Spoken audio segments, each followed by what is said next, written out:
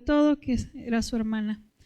Y bien, hermanos, vamos al pasaje que hoy nos corresponde, que es el primer libro o primera carta a los Corintios. Y está complicado este texto, fue complicado porque pareciera que en este texto, y ahorita lo vamos a ver, Pablo nos dice que no estudiemos, pero no es así, ahorita lo vamos a ver. Yo no sé si en algún momento de su vida cristiana o hoy usted viene a la iglesia, escucha un sermón o no sé, alguna enseñanza y empieza a ver o escucha predicaciones. Ahorita es muy de moda escuchar predicaciones por internet y ve super predicadores, ¿verdad? Super maestros, super todo, ¿verdad? Y de pronto uno se ve y dice, no, pues no hay manera, ¿no? de compararme. ¿Cuándo va a ser el momento en que yo llegue a aprender como esa persona? Se ve bien bonito el templo lleno. ¿Cuándo va a ser ese momento, ¿no? Que yo ya me sienta seguro de conocer? ¿Cómo me voy a parar aquí enfrente si hay hermanos que tienen la vida entera en la iglesia y yo apenas ando caminando y me siento tan incapaz y tan impotente? Leer la Biblia es un mundo de pronto para nosotros. Bueno, este mensaje es para todos aquellos hermanos que nos hemos sentido o nos sentimos incapaces, que nos sentimos que no somos el perfil correcto ni el perfil idóneo para que Dios me use. No tenemos las habilidades, ni las capacidades, ni la belleza para estar de pronto enseñando o predicando. Este mensaje es para ustedes. Y el domingo pasado empezamos a ver Corintios. ¿Recuerdan Corintios? Híjole, la iglesia de Corinto nada fácil, una iglesia con muchos problemas que vamos a ir viendo. Y el primero con el que nos topamos es con la división. Y la primera expresión de Pablo hacia Corinto fue, pues, ¿qué les pasa? ¿Cómo ahorita me dicen que unos son de Pablo porque él fue el que inició la iglesia y él es el iniciador y nos quedamos con él? No, otros son de Apolos. Me cae mejor, habla más bonito, es más elocuente, le entiendo mejor. A Pablo no le entendía nada, a Apolos sí le entiendo. Entonces yo soy team Apolos, ¿verdad? Soy de este lado. Y luego de pronto, no, yo soy de Cefas. Algunos dicen que era el mismo Pedro. Entonces, no, yo soy de Pedro. Pedro es más fuerte, es más dinámico, es más así impetuoso, me cae mejor, es más alivianadote. Entonces de pronto unos por un lado, otros por otro, y Pablo dice, a ver, ¿quién murió por ustedes? ¿Bajo qué nombre se bautizan? ¿Por qué están haciendo estos equipos o estos partidos? Y fue la primera confrontación que hace Pablo. Como yo me lo imagino así como estos niños chiquitos que de pronto, no soy mamá, pero he visto a los niños tienen la pelota rosa y la otra niña tiene la morada y le gusta más la morada y quiero esa, ¿no? Y luego ya le dan la morada y ahora quiere el azul y de pronto no hay como no hay una congruencia y una coherencia con lo que Pablo estaba, en ellos no había esa coherencia. Y parecían niños berrinchudos que querían una cosa o la otra y si no les gustaba. Y entonces me encanta este pasaje que vamos a ver porque Pablo no ataca la unidad diciendo no, perdónense, ¿no? Ámense mucho y hablen unos con otros y que se resuelva. No, Pablo no se fue por ahí. Fíjense lo que Pablo empezó a hablar, porque Pablo trata de lograr que los corintios alcancen a ver su propia existencia, cómo está contradiciendo su fe. O sea, la manera en que se están tratando, retando y peleando estaba contradiciendo lo que decían creer. Entonces, Pablo, pensando en eso, somos de Cristo, somos para Cristo, vivimos para Él, empieza a hablar en el versículo 18 y dice, porque la palabra de la cruz es locura a los que se pierden, pero a los que se salvan, esto es, a nosotros, es poder de Dios. Pues está escrito, destruiré la sabiduría de los sabios y desecharé el entendimiento de los entendidos. Pablo sabe, hermanos, que el problema de los corintios no eran las disensiones, no eran los problemas personales, había algo más profundo, y era que el mensaje básico del evangelio lo estaban perdiendo. El mensaje básico, que es el mensaje como aquí dice, el mensaje de la cruz, el mensaje del Cristo que murió y resucitó, de Dios que vino al mundo, murió y resucitó al tercer día. Ese mensaje estaba siendo de lado. ¿Por qué? Porque había otras conversaciones como más interesantes y se hacían más profundas. Y entonces el mensaje esencial se estaba perdiendo. Y Pablo lo trae a la mesa, porque el problema de la falta de amor entre la iglesia no son meramente problemas interpersonales, es olvidar aquello por lo cual tú y yo hoy estamos aquí sentados. Y eso Pablo lo trae a la mesa y nos hace ver que el mensaje de la cruz o el mensaje del evangelio es literalmente locura para aquellos que no han creído. Y Pablo divide este pasaje en dos personas, unos en los que han creído y otros en los que se pierden. El mismo mensaje del Dios que vino a este mundo, se hizo humano, que acabamos de celebrar en Navidad, se hizo hombre, estuvo con nosotros, dio un mensaje, murió y resucitó para los que no aceptan y rechazan y no reconocen esto. Es una locura, hermanos. Y más porque para ellos entender o pensar en un Dios que murió por la causa del Imperio Romano es ridículo, perdón la expresión. Era inaceptable pensar en un mensaje que tenía que ver con derrota física, con muerte.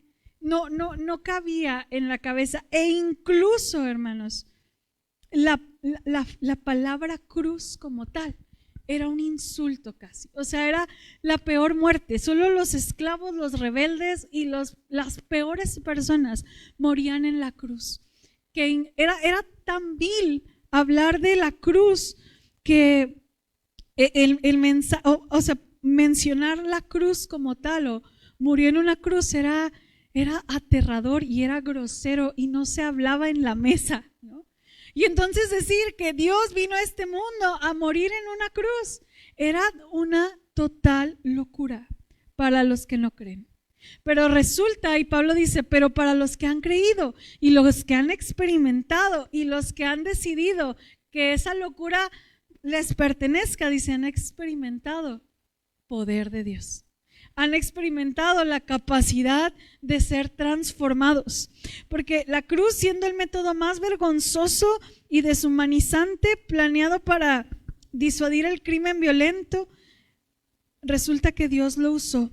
Porque Dios ha puesto un fin a la autosuficiencia humana, tal como se manifiesta mediante la sabiduría o los planes del hombre. Dado que la sabiduría de Dios, la forma de manifestarse a Dios, no da cabida a juicios humanos o a la actividad de Dios, no cabe en el pensamiento crítico de una persona. Y es que este mensaje, hermanos, es mostrar que un hombre que fue crucificado marcó una diferencia histórica, que a personas que han estado en momentos o en situaciones de adicciones sexuales, calumnias, estafadores, hoy son nuevas criaturas por un mensaje de la cruz. Por eso para unos, hermanos, es una completa locura, pero para otros realmente es experimentar que ese mensaje les dio vida a sus vidas. Hay dos tipos de personas, hermanos, no hay más. O aquellos que realmente es una locura, o aquellos que realmente han experimentado que esto es real, es verdadero, es transformador y cambia la existencia humana. ¿Somos una o somos la otra? Y entonces, ¿esta es la gran jugada? ¿Este es el plan de Dios para reconciliar a la gente? Diríamos sí, 1000 veces sí. Y por eso este mensaje se llama locura divina. Porque Dios de verdad, la forma de manifestarse y de hacernos ver quién es Él, cómo actúa y cómo piensa, es totalmente contraria a lo que tú y yo pudiéramos pensar. Si Dios hubiera venido a decir, a ver, ustedes que arruinaron las cosas, ¿no? Ustedes fueron los que pecaron. ¿Cómo lo resolvemos? ¿Qué hubiéramos dicho? ¿No? Ayer incluso hablábamos un poco en Alfa de eso. ¿Qué le hubiéramos dicho a Dios para venir a resolver? ¿No? Pues, no sé, juega unas cartas con el diablo y el que gane, o no sé, buscas una estrategia, le compras algo al pecado. No sé de qué manera hubiéramos ustedes y yo pensado y dicho una estrategia, un plan para salvar a la humanidad.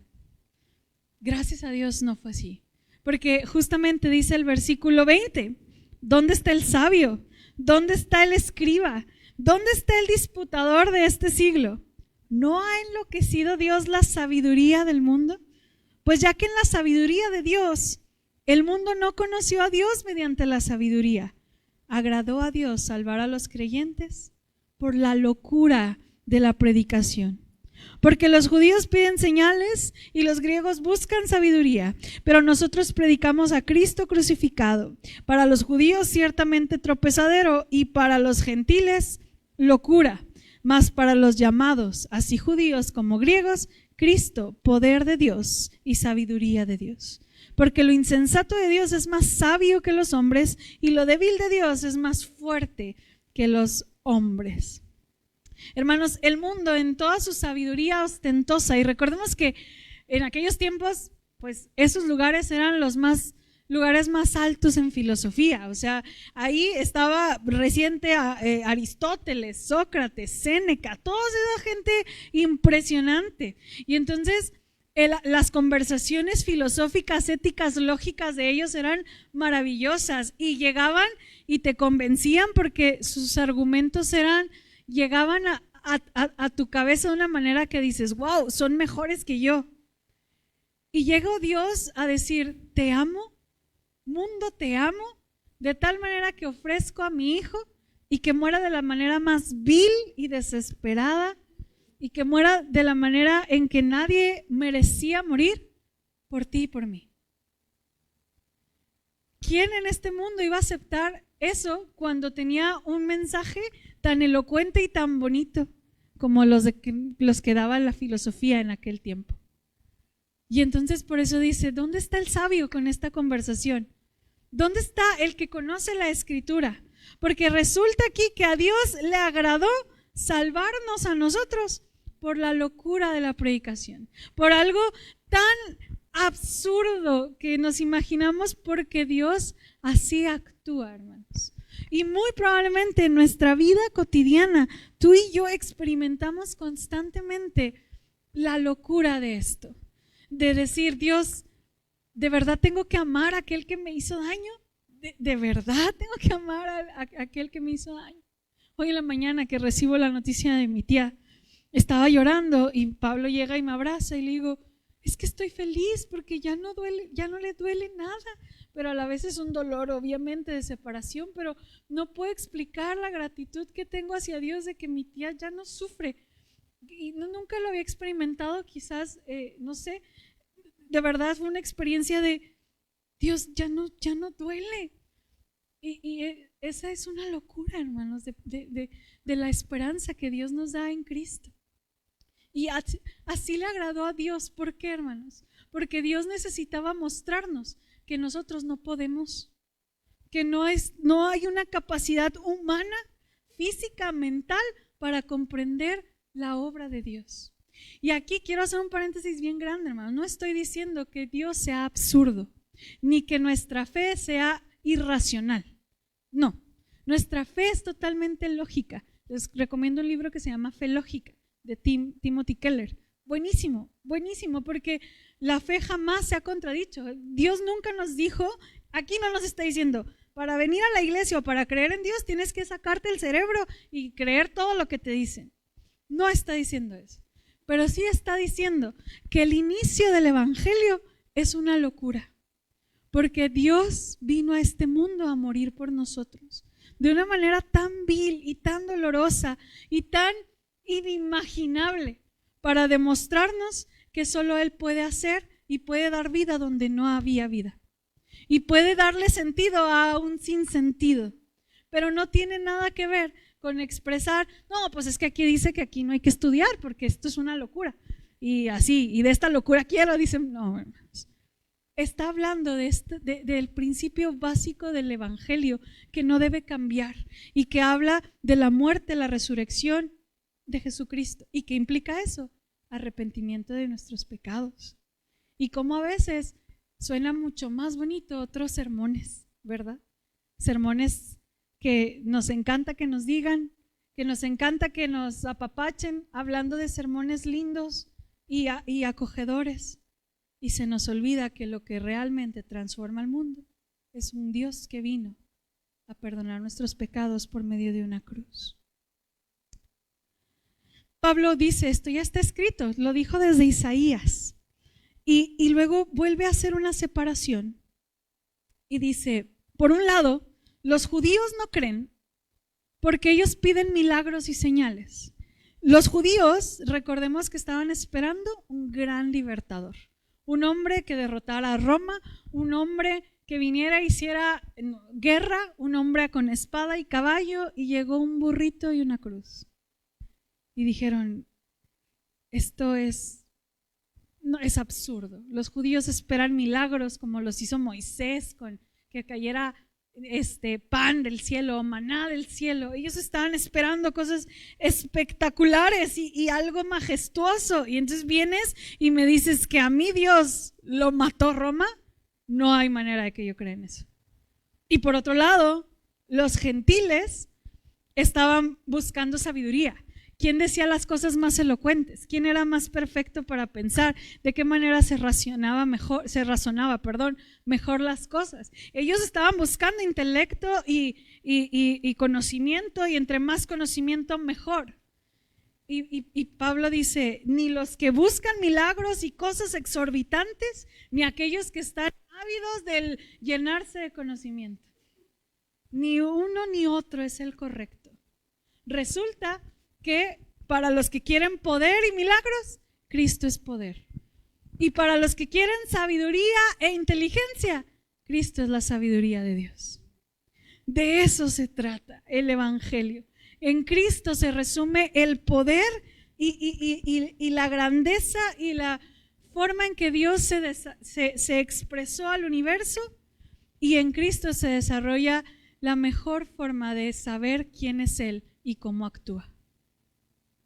Dios es poder, Cristo es poder y sabiduría de Dios. No podemos, hermanos, ir por la vida buscando señales, ni tampoco podemos ir por la vida peleando con el mundo y diciendo, yo te voy a ganar con el intelecto y con mis argumentos. Yo nunca, hermanos, y creo que no ha habido muchas personas que hayan ganado un alma por un debate filosófico.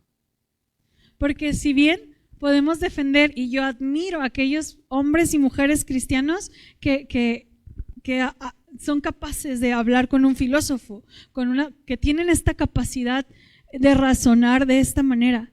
Sin embargo, el entender el evangelio se le predica igual a una persona que está en la calle, a la persona más intelectual. El mensaje es el mismo. La locura de la predicación es la misma, porque aquellos que piden poder o milagros, Cristo es el poder. Aquellos que piden respuestas y resultados, Cristo es la sabiduría de Dios. Quiero decir con esto, hermanos, una cosa es pedirle a Dios en fe que intervenga en una curación o un milagro, pero tengamos cuidado en probar a Dios, como lo querían los judíos. Hay mucha gente que incluso toma el ejemplo de Gedeón. Hemos escuchado, no, es que yo le pedí una señal a Dios y luego, no, dame otra señal, y no, dame otra señal, Dios. Cuidado con ello, hermanos, porque de pronto nos acercamos al trono bajo lo que yo quiero, cuando lo quiero, y no aceptando un no como respuesta. Tengamos cuidado con las formas en que hablamos con Dios y pedimos que Dios nos conteste. Los judíos pedían señales y no era la manera correcta. Era acercarse a aquel que es poder y sabiduría de Dios. Decía un autor, y me encantó esta frase, subráyela, anótela, dice: sí, hermanos, muchos predicarán mejor que tú y yo el evangelio. Gente capaz, gente con muchas formas elocuentes de hablar, pero nadie podrá predicar un mejor evangelio. Muchos van a predicar mejor que nosotros el evangelio, pero nadie, no existe y no hay un mejor evangelio.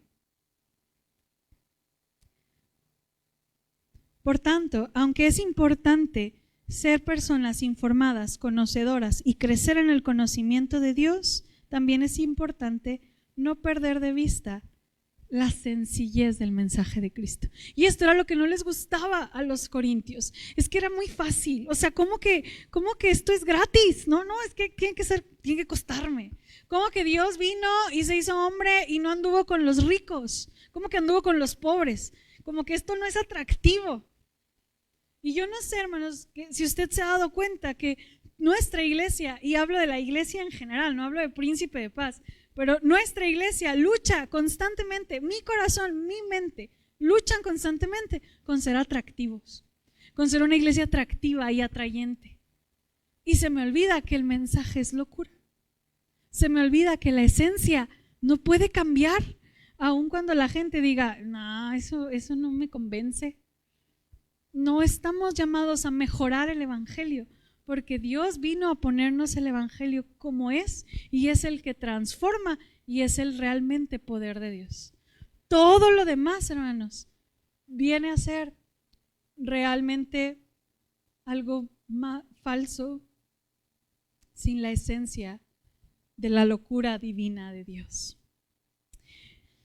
Y luego, además de hablar del mensaje que es una locura, que no lo pueden entender porque unos quieren una cosa y otros otra, y Cristo es completamente diferente, también Pablo termina diciendo: mirad, hermanos, vuestra vocación, versículo 26, que no sois muchos sabios según la carne, ni muchos poderosos, ni muchos nobles, sino que lo necio del mundo escogió Dios para avergonzar a los sabios, y lo débil del mundo escogió Dios para avergonzar a lo fuerte, y lo vil del mundo y lo menospreciado escogió Dios, y lo que no es, para deshacer lo que es, a fin de que nadie se jacte en su presencia. Mas por él estáis vosotros en Cristo Jesús, el cual nos ha sido hecho por Dios sabiduría, justificación, santificación y redención, para que, como está escrito, el que se gloría, gloríese en el Señor.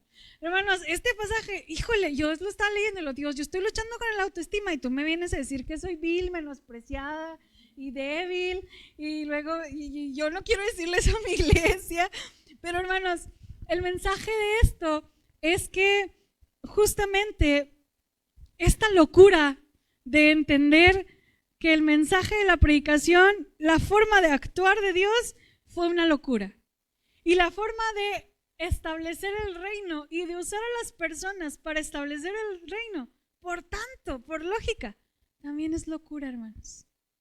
Porque muy probablemente aquí hay personas con mucho conocimiento, con muchos títulos, con muchas capacidades, pero habemos otros mortales, hermanos, que de verdad nadie da algo por nosotros, que no somos fáciles de amar, que somos complicados en personalidad, que la verdad es que no se nos da mucho esto, la parte de memorización, y que de pronto sabemos quiénes somos y decimos, pues, ¿cómo Dios me usaría a mí? Lo que Pablo estaba intentando decir es que Dios usó a lo pequeño y a lo débil para mostrar nuevamente quién era Él. Y es, a lo mejor no es tan fácil entender, bueno, a lo mejor no soy, Pablo no estaba intentando hacernos sentir mal, sino todo lo contrario, es decir, Dios sabe quiénes somos. sabe nuestras limitantes, sabe que no somos personas de sangre azul, sabe que no somos a lo mejor gente que tenga una economía exorbitante, sabe que no somos personas que se nos va a lenguar la traba cuando alguien venga y nos diga algo, sabe quiénes somos y aún así nos ha depositado en nuestras manos el evangelio y la locura de la predicación para avergonzar a aquellos que se sienten superiores. Usted y yo, hermanos, estamos llamados a experimentar lo que Dios puede hacer a través de nosotros. Y a mí me encanta esta noticia porque entonces no se trata de mis títulos, ni se trata de cómo me veo, ni se trata de cómo quiero aparentar ser algo, ni se trata de todos los versículos que me sé de memoria, ni se trata de cuántos años tengo en la iglesia. Se trata de entender que la locura de la predicación llegó a mi vida, me transformó y ahora Él me da la capacidad de hablar con alguien más con lo que soy y Él hará lo demás. A mí me encanta saber que soy débil porque entonces Él se va a hacer fuerte. Me encanta saber que no funciono para muchas cosas, pero Él me hace una persona funcional. Me encanta saber eso, hermanos. Y eso es lo que decía Pablo, es que no se trata de quiénes somos, porque si se tratara, el punto es que si Dios hubiera considerado categorías humanas de sabiduría, belleza y fuerza, pues a lo mejor muchos no estaríamos ahí. Yo sé que todos están bien guapos y guapas, pero hablando en esta realidad donde el 1% de la gente trasciende, ¿no? Trasciende y se le recuerda a través de los premios Nobel, a través de, no sé, de las cosas que ha hecho impresionantes, a través de una economía trascendente. Y luego estamos nosotros, hermanos. El 98% de la población. Y el 98% de la población, a Dios le plació ponernos a nosotros el evangelio para avergonzar, dice ahí, para demostrar lo que Dios es capaz de hacer a través de 1.50 de estatura. Es lo que Dios es capaz de hacer. Y hermanos, Ana Borunda nunca será mejor que ustedes. Y ustedes tienen la capacidad de verse a sí mismos y ver lo que Dios puede hacer a través de ustedes. De enfrentar a una persona sabia e inteligente en el sentido que Pablo decía, y a lo mejor en nuestra sencillez, pero cambiar las cosas. Dios puede usarnos, hermanos, de una manera impresionante, porque no se trata de nosotros. Pablo sabía que había gente ahí ostentosa, había gente importante, pero la gran mayoría de ahí era gente esclava, libertos pobres, artesanos, obreros, y a ellos se les dio también, y a mí también, y a usted también, la locura de la predicación para transformar la vida de alguien. Y a lo mejor a usted y a mí nos toca decir como aquel ciego, pues yo no sé cómo es, ni sé de la hipóstasis, ni de la querigma, ni sé de esas cosas, no sé nada de eso, no me hables de eso, pero sé que Dios me transformó. Más. ¿Sabe? Pensaba, han visto cómo toca precioso Sergio el piano. Damos gracias a Dios por la de Sergio. Recuerdo que estaba en otra iglesia y Sergio fue a ayudarnos. Y en la otra iglesia, hermanos, había un teclado de 300 pesos, así, barato. Y yo toco el teclado, nunca me han visto porque toco muy poco y me da vergüenza. No he visto el poder de Dios ahí. Entonces siempre invito a Sergio para que nos ayude. Y Pablo me dice, híjole, pero con este teclado, ¿qué vamos a hacer? Era de juguete, hermanos, así, o sea, y yo lo tocaba y se escuchaba bien mal. Entonces yo me acuerdo que llega Sergio y lo empieza a tocar y se escuchaba, yo no sé explicarle cómo se escuchaba ese teclado, hermoso se escuchaba, porque pues la habilidad que tiene mi amigo para tocar. Y ayer pensaba en eso y imaginaba que así somos, a lo mejor yo soy un teclado de 300 pesos que suena bien mal, pero en las manos de Dios puedo sonar bien. Usted también, hermano, a lo mejor es un teclado de 500, ¿verdad? O de 600. O que no se vaya muy triste aquí. Pero así como sea, hermano, como usted, Dios hace una bella melodía a través de usted. Lo que usted sienta que valga, Dios lo hará hermoso y bello. Porque de eso se trata. Dios tiene la capacidad de hacer sonar nuestra vida con una melodía hermosa. ¿Por qué? Pablo mismo lo dice. Para que, como está escrito, el que se gloríe en el Señor. El que sabe que es capaz de hacer algo, es por Él. El que sabe que puede predicar o enseñar, es por Él. El que sabe que tiene la capacidad de servir a otros, es por Él. La capacidad que Dios le ha dado de amar y perdonar a quien nunca se imaginó que podría amar o perdonar, es por Él. Porque Él puede hacer en nosotros una melodía bellísima. Y esa es la maravillosa noticia de saber que somos lo más débil y lo chiquito y lo necio del mundo. Porque Él lo hace bello para demostrar quién es Él. ¿Nos cuesta a lo mejor entenderlo? Sí, la verdad un poquito.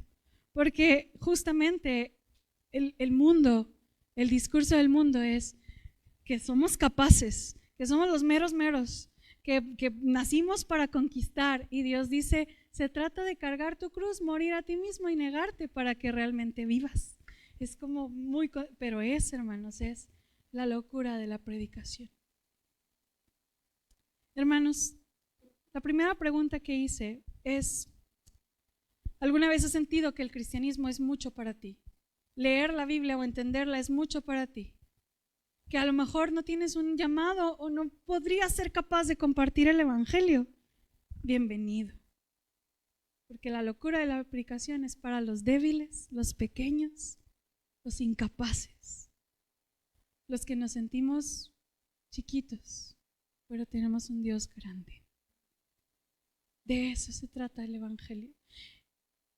Pablo habla esto a los corintios porque lo olvidaron.